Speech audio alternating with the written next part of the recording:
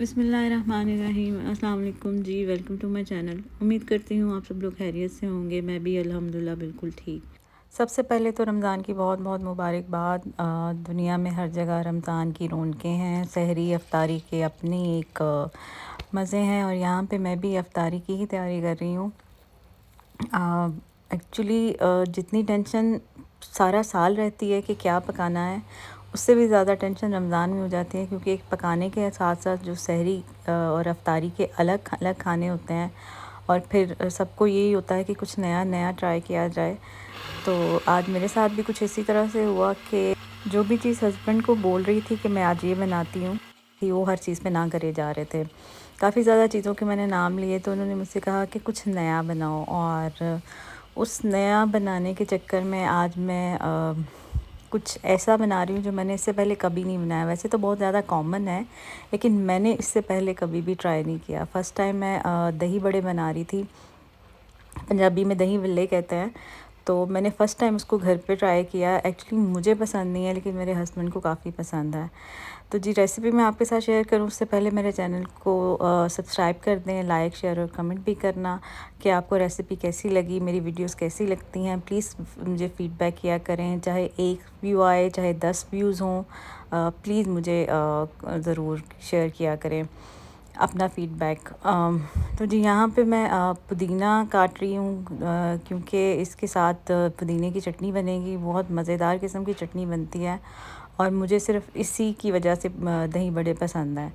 तो जी, दही भल्लों के लिए मैंने जो माश की दाल है उसको मैंने रात को ही भिगो के रख दिया था। तकरीबन 1 पाव जितनी मैंने दाल ली थी। 2 से 4 घंटे भी भिगो सकते हैं।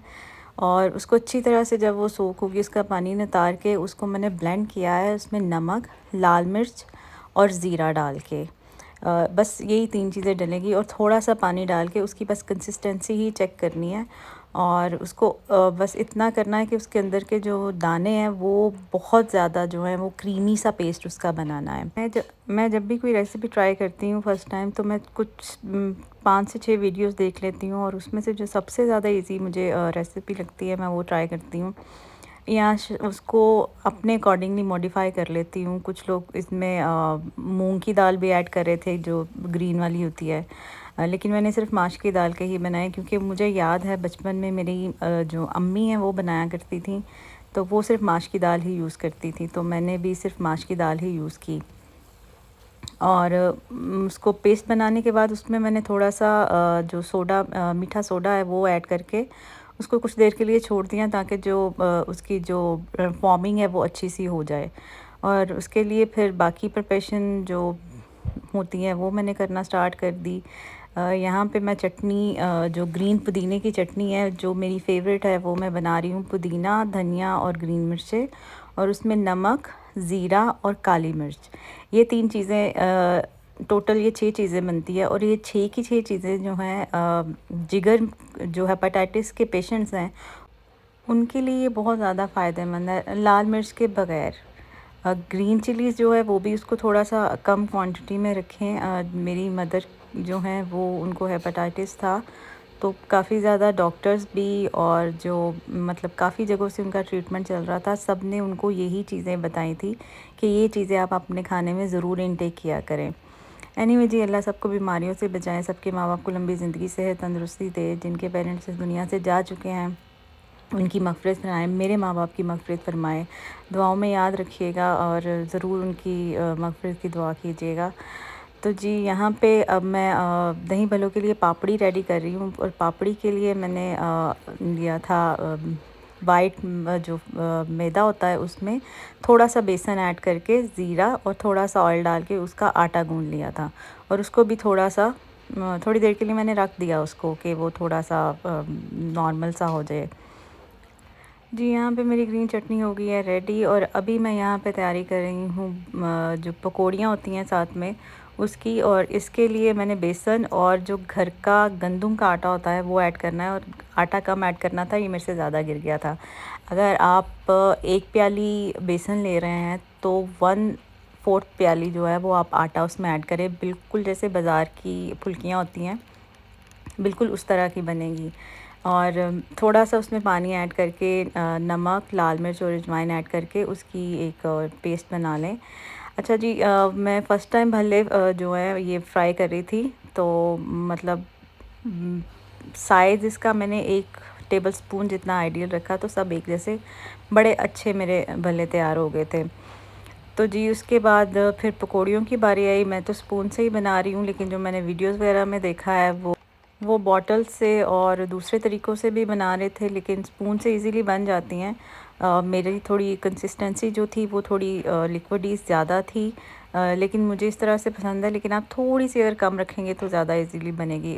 फ्राई करने के बाद उनको पानी में भिगो के रख दिया नरम होने के लिए। उतनी देर मैंने 2 आलू बॉयल किए थे, उनको अब मैं छोटा छोटा काट के और फिर जो पकौड़ियाँ बनाई थी वो उसमें ऐड कर दी, और उसी पानी में मैंने फिर जो भल्ले हैं उनको ऐड कर दिया। और भी इसके साथ मैंने जो फ्राइंग का काम था आज वो मेरे हस्बैंड ने किया। उनको बड़ा वो घर पे ही थे, तो वो चाह रहे थे कि मुझे थोड़ी हेल्प करने दें। तो फिर मैंने कहा चलें आप ये चीज़ें फ्राइंग करें, लेकिन वो मैं वीडियो आपको दिखा नहीं सकती क्योंकि बहुत ज़्यादा गंद मचा रखा था उन्होंने। जी, तो अब बारी थी दही भल्ले के मेन इंग्रेडिएंट की, जो कि दही है। और दही के अंदर मैंने यहाँ का जो दही है वो ऑलरेडी इतना क्रीमी होता है कि उसको कुछ भी करने की ज़रूरत नहीं है। उसको मैंने अच्छे से बीट किया, और ये फ्रेश दही नहीं है। अगर आप फ्रेश दही ले रहे हैं तो उसको भी आप बीट कर लें, उसको वो मलमल में नतारने की या इस तरह की कोई ज़रूरत नहीं होती। बस ऐसे ही शशके हैं या शायद पता नहीं क्या है, मैंने तो कभी नहीं किया। लेकिन ये है कि आप अच्छे से बीट करके थोड़ा-सा उसमें पानी ऐड करके कंसिस्टेंसी अपनी जितनी आप पसंद करते हैं उसके अकॉर्डिंग कर लें।